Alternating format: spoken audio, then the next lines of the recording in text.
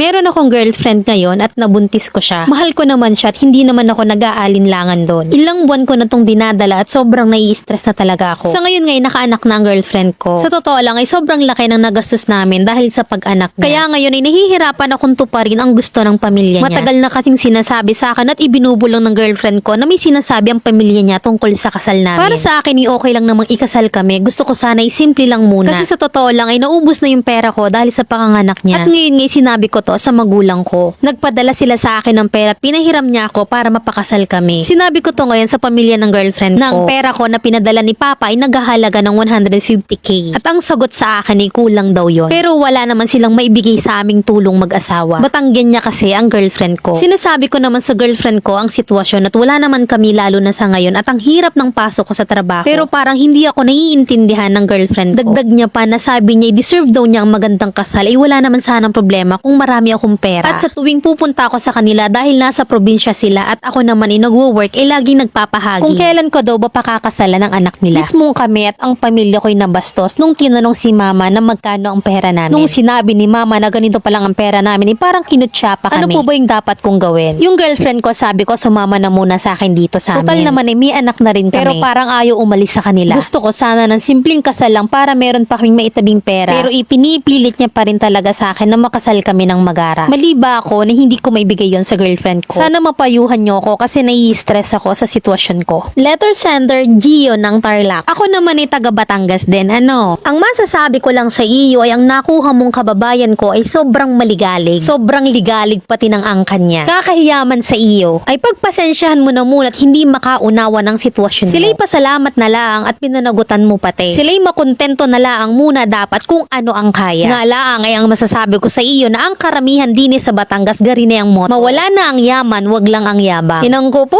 ay good luck na lang sa iyo. Yaan mo't labanan mo ng panalangin ha iho. At eto naman yung real talk advice ng mamilen mo. Diyos ko po, utoy manghihingi ka lang ng advice ay ganda rin pa ang sitwasyon. Kaya lalong ayaw mapaibig sa aming mga Batangginya, Mariosip ito Yung tradisyon naman na yun ay halos doon lang sa mga liblib at doon sa mga pamilyang talagang mayamang tao. O kaya ay sa mga pamilyang Batanggenyo na talaga namang katandaan. Pero din sa pabungad ay halos wala nang ganay ang tradisyon. Sadyang ang kasalang Batangas ay bongga. Yun eh kung may ipagpapabongga kayo pero sa panahon ngayon abay ika nga ng mga taga Batangas mahalagay nakakaraos. Kung gusto talagang magpakasal eh di kahit kauntian laang. Yang iyong GF siguro may kaunti ang inggit sa mga kabaryo nyong nakaranas ng bonggang kasalan. Kaya nag-aalburuto parang bulkang Taal. Kung gusto talaga'y mag-ipon muna kayo ng pampakasal at kung hindi makaantay paunahin muna. Ang masasabi ko lang ay respetuhin natin ang tradisyon ng Batanggenyo dahil ang kasalang Batangas ay kahit kauntian may party-party sa gabi. Sa bitan at sabugan sa araw, yun ang masaya. Hindi ganay ang nagpaplano pala ang ng kasalay parang napipilitan at minamalas-malas pa'y magkababagan laang. Ay sa tunay ay mas maganda pa yung simple na laang. Halimbawa nga't kayo magpagarbo o sige damin-dami ng bisita bago mga wala namang dala ni kapirasong regalo. Magsasama pa ng sandamakmak tapos ay pupulaan lang ang matamis na sago. At hagya na daw ang makapuno. Gagarning bahiti ang karamihay. Huwag ka mo gayon, nabay mapapasauli sa biyanan.